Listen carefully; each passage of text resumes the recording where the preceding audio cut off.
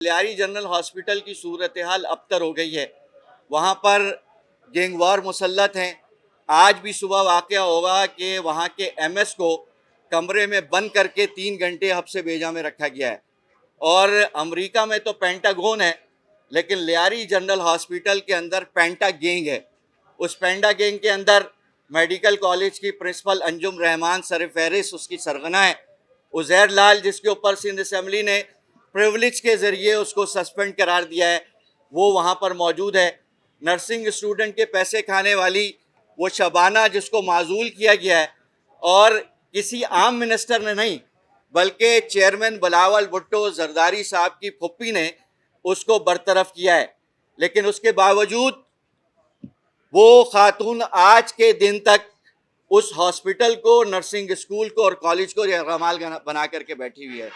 میں پوچھنا چاہتا ہوں کہ یہ آئی کون کے نام سے جو کمپنی بنائی گئی ہے، جہاں لیاری کے اندر، لیاری جنرل ہاسپٹل کے اندر، جس کے ذریعے سے میڈیسنز کی خریداری، جس کے ذریعے ایکوپمنٹ کی خریداری، جس کے ذریعے اے سیز کی خریداری کی جا رہی ہے، یہ ایک جال سازی. جس طرح فالودے والوں کے اکاؤنٹ نکلتے تھے، جس طرح پکوڑے والوں کے اکاؤنٹ نکلتے تھے، اسی طرح لیاری جنرل ہاسپٹل میں ایک جعلی کمپنی بنا کر کے 28 کروڑ روپے کا غبن اس سال کیا گیا ہے سیدھا سیدھا.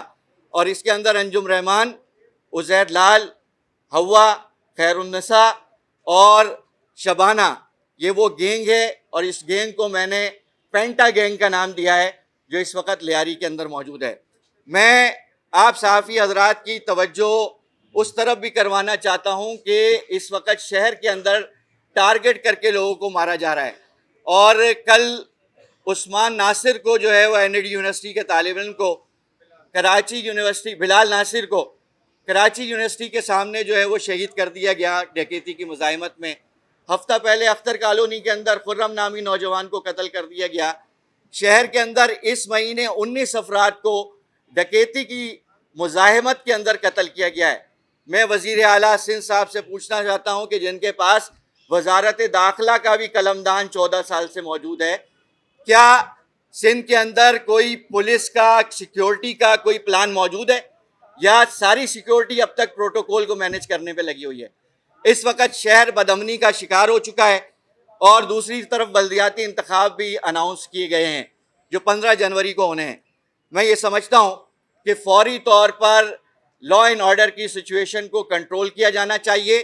کل جماعت اسلامی نے شہر کراچی کے اندر شہر کی لا آرڈر کی صورتحال کے اوپر ایک بڑا احتجاج رکھا ہوا ہے، اور کراچی کے 24 مقامات کے اوپر شہر کراچی کے لوگ کراچی میں بدامنی، رہزنی، قتل و غارت گری اور ڈکیتی و وارداتوں کے خلاف جو ہے وہ احتجاج کریں گے. میں عوام سے بھی اپیل کرتا ہوں کہ اپنے تحفظ کے لیے اور اپنے حقوق کے تحفظ کے لیے ان کو نکلنا ہوگا. جب تک وہ نکلیں گے نہیں، ان ڈاکوؤں کی حکومت کی کان پر جوئی نہیں رہیں گی. شرجیل محمد صاحب پچھلے دنوں بھڑکیاں مار رہے تھے اور کہہ رہے تھے کہ شہر کراچی کے اندر بلٹ ٹرین چلانے والے ہیں. شہر کراچی کے اندر بلٹ ٹرین کیا، سرکولر ریلوے بھی نہیں چلتی. کراچی کے اندر بلٹ ٹرین نہیں چل رہی، لیکن دنیا نے دیکھا ہے کہ کراچی کے اندر بلٹ چل رہی ہے اور کراچی کے نوجوانوں کو قتل کیا جا رہا ہے. میں پوچھنا چاہتا ہوں کہ جہاں ایک بڑی تعداد کے اندر 34,000 کے قریب اس وقت پولیس شہر کے اندر موجود ہے، رینجرز کی نفری ہزاروں کی تعداد کے اندر شہر کے اندر موجود ہے، اس کے باوجود اگر یہ صورتحال ہے تو حکومت سندھ اگر امن و امان کی صورتحال کو نہیں سنبھال سکتی تو اس کو استعفیٰ دینا چاہیے، گھر جانا چاہیے. اور ایجنسیاں، لا کی جتنی قانون نافذ کرنے والی جتنی ایجنسیز ہیں، ان کو اپنا رول ادا کرنا ہوگا. آئی جی سندھ سے میں خصوصی طور پر اپیل کر رہا ہوں کہ شہر کے اندر امن و امان کی صورتحال کا نوٹس لیں.